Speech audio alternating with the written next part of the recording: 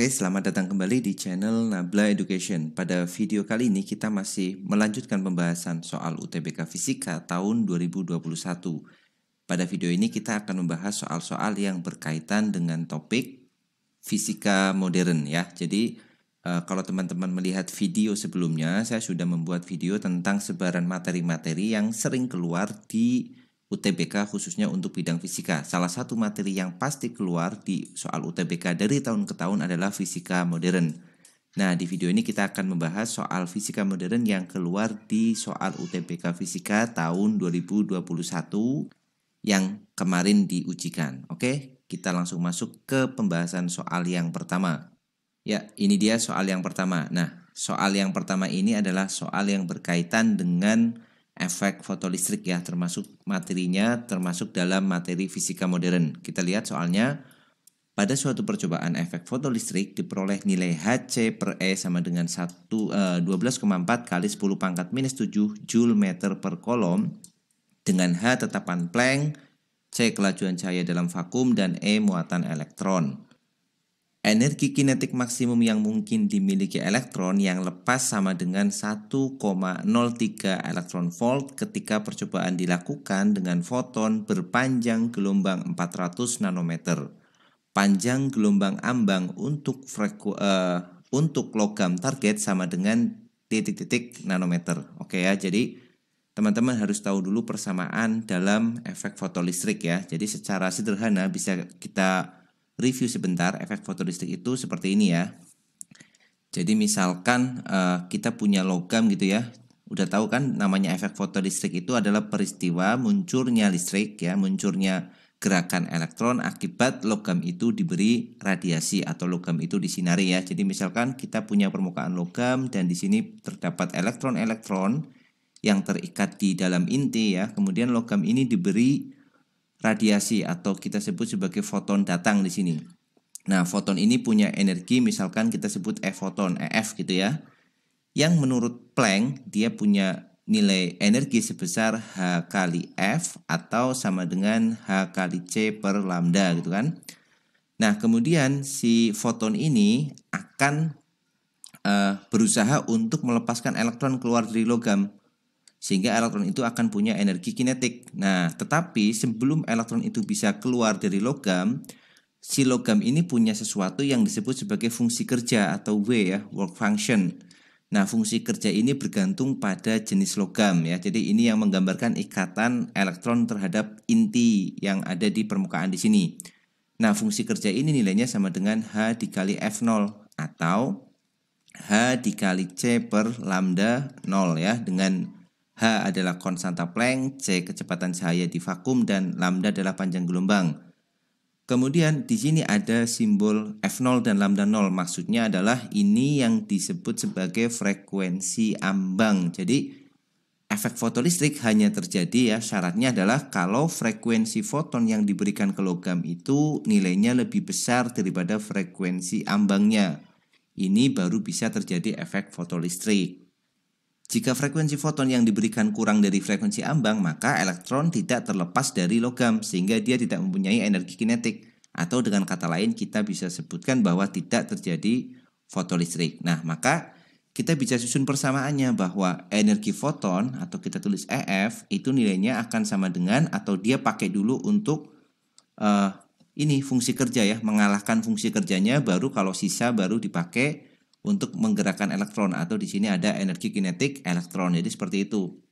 Tadi ya konsepnya adalah sebelum energi fotonnya itu mengalahkan fungsi kerja, maka tidak akan ada energi kinetik atau elektronnya tidak akan terlepas dari logam. Nah, kalau kita buat persamaannya ini bisa kita turunkan lagi. Energi foton itu sama dengan HF, kemudian fungsi kerjanya adalah HF0, di mana F0 ini adalah frekuensi ambang atau threshold frekuensi. Ya, ini frekuensi ambang, kemudian plus energi kinetik elektronnya. Nah, di sini kita mencari nilai panjang gelombang ambang atau lambda 0 di sini, panjang gelombang ambangnya. Maka kita pakai persamaan yang menggunakan lambda ya. Kita tinggal ganti aja. Jadi di sini Hc per lambda ini sama dengan Hc per lambda 0 plus energi kinetiknya di sini sudah di ketahui ya, yaitu 1,03 satuannya adalah elektron volt ya. Jadi 1,03 elektron volt. Nah, ini satuannya masih elektron volt ya. Nah, oke, sekarang yang akan kita cari adalah lambda 0 atau panjang gelombang ambangnya, di mana panjang gelombang fotonnya yang dipakai adalah 400 nanometer. Nah, sebelum kita masukkan angkanya, kita susun dulu persamaannya biar lebih mudah ya untuk dikerjakan. Perhatikan, di soal kita diberi suatu nilai yang bentuknya adalah Hc per E ya. Hc per E yang nilainya 12,4 kali 10 pangkat negatif 7. Nah, supaya membentuk Hc per E, maka persamaan ini kita bagi semuanya dengan E. Ya, kita bagi dengan E. Di mana E itu adalah muatan elektron ya, yang nilainya 1,6 kali 10 pangkat min 19 ya. Teman-teman gak usah hafalkan, biasanya disebutkan di soal atau di bagian awal soal. Oke, kita tulis berarti jadinya Hc per E lambda ini sama dengan Hc per E lambda 0 ya. Kemudian plus, ya ini E-nya dibagi dengan E ya, ini kita tinggal tulis 1,03 aja ya. Jadi satuannya nanti sudah dalam SI, sudah dalam Joule ya. Kemudian kita tinggal sendirikan yang Hc per E ya. Jadi di sini Hc per E dikali 1 per lambda sama dengan Hc per E dikali 1 per lambda 0 sama dengan plus ya. Di sini masih plus, belum dipindah ruas, jadi plus 1,03. Kemudian kita tinggal masukkan nilainya, Hc per E-nya kita kumpulkan jadi 1. Jadi Hc per E dalam kurung 1 per lambda minus 1 per lambda 0. Nah, seperti ini sama dengan 1,03. Hc per E-nya nilai jadi 12,4 kali 10 pangkat min 7. Kita pindah atau kita masukkan dulu nilainya ya. Jadi 12,4 kali 10 pangkat minus 7. Itu kemudian dikali ini. Jadi 1 per lambda, 1 per lambdanya juga udah punya nilai dia. Jadi 400 nanometer, jadi 400 kali 10 pangkat negatif 9 ya. Jadi 1 per 400 kali 10 pangkat negatif 9. Kemudian dikurangi 1 per lambda 0. Kita cari sama dengan 1,03. Nah, kita tinggal melakukan pekerjaan numerik ya, tinggal menghitung. Nah, kita akan hitung, kita akan dapatkan nilainya adalah 1 per lambda 0-nya dulu kita cari, akan bernilai, kita akan buat coret-coretan di sini ya. Jadi kalau kita lihat bentuknya itu kan kita bisa dapat ini, yang bawah kita sederhanakan dulu. Jadi 1 per 4 kali 10 pangkat minus 7 kan. Kemudian dikurangi 1 per lambda 0, maka akan sama dengan 1,03 dibagi 12,4 kali 10 pangkat negatif 7 ya. Jadi nanti kita dapatnya 1 per lambda 0-nya itu sama dengan ini pindah ke kanan. Jadi ini 1 per 4 kali 10 pangkat 7 ya. Ini 10-nya naik, kemudian ini pindah ke kiri dibagi 1,03 dibagi 12,4. Kita akan dapatkan hasilnya 0,083 ya. 0,083, kita ambil 3 desimal aja. Kemudian 7-nya naik ya, dikali 10 pangkat 7 juga.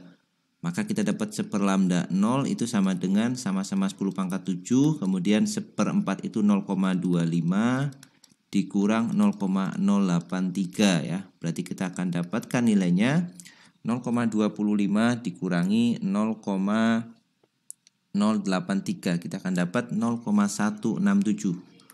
Tuh 67 kali 10 pangkat 7 ya. Kita pakai pembulatan di sini.